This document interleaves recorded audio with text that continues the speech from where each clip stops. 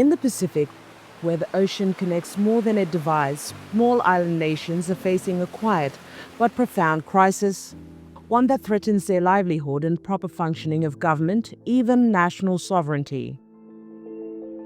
For decades, cross-border banking has relied on corresponding banking relationships to facilitate trade, investment, and remittances. But as regulatory pressures have increased, the system has become fragmented, inefficient, and increasingly inaccessible, especially for small and emerging economies. When global banks sever ties with smaller, high-risk partners, is a crisis of deconnection now affecting most Pacific Island nations, threatening their very ability to sustain open modern economies.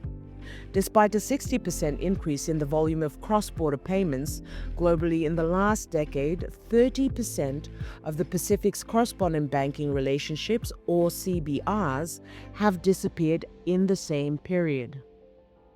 In Vanuatu, a Melanesian nation of 335,000 people, as a former finance minister, John Salong is only too aware of the catastrophic impact of de-risking on his nation.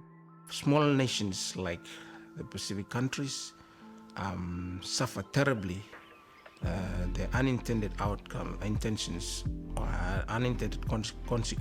of decisions that are made by big countries.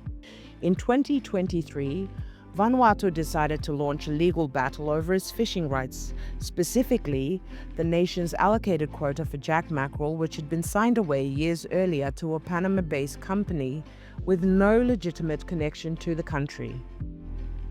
We asked for a legal firm in London to represent us so that they could prosecute this case on our behalf. We had legal grounds, and yet we couldn't do it because of derisking. John Salong's instructions as finance minister for the transfer for $300,000 in fees to the law firm in London were rejected by the international banking system.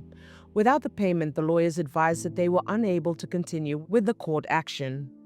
Vanuatu had no choice but to settle out of court, forfeiting 40% of the nation's rightful fishing quota for another decade.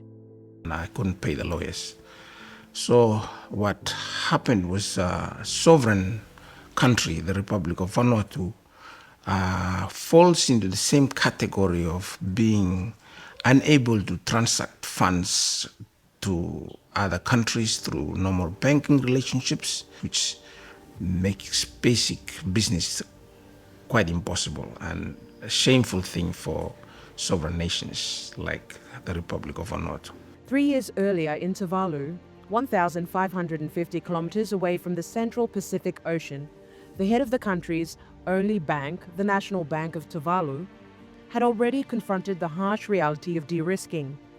When Westpac, its partner bank of 30 years, decided to withdraw its corresponding banking relationship, Seoсе Teo found himself staring down a very real prospect that his nation, with a population of just 12,000, may be left with no ability to trade, receive development funds, or pay a crucial import of food supplies. When we got the advice that we were to leave, it was really shocking to us.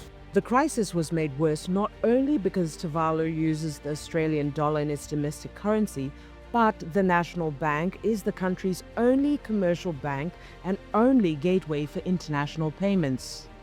We scrambled, we tried our best to accommodate the situation where we were in before we were asked to actually shut down.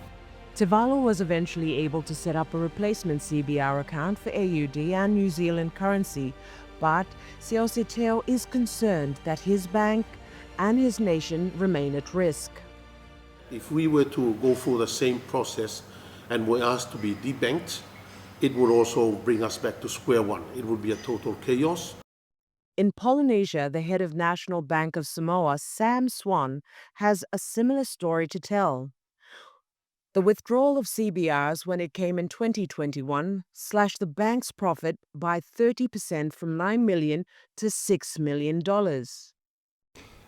When we picked up the phone and started talking to our neighbouring countries, we realised this was a large issue and we weren't the only one going through this process.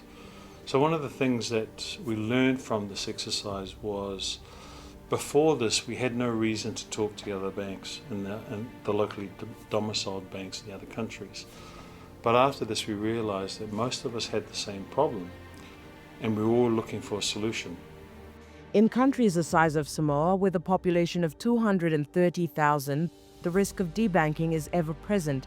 Even for those banks that have found alternatives, there is a constant threat that these new relationships will disappear and the continuous need to be seeking alternatives. One of the challenges I think that we came across is sharing best practice across the banks and how we all try to deal with the same problem.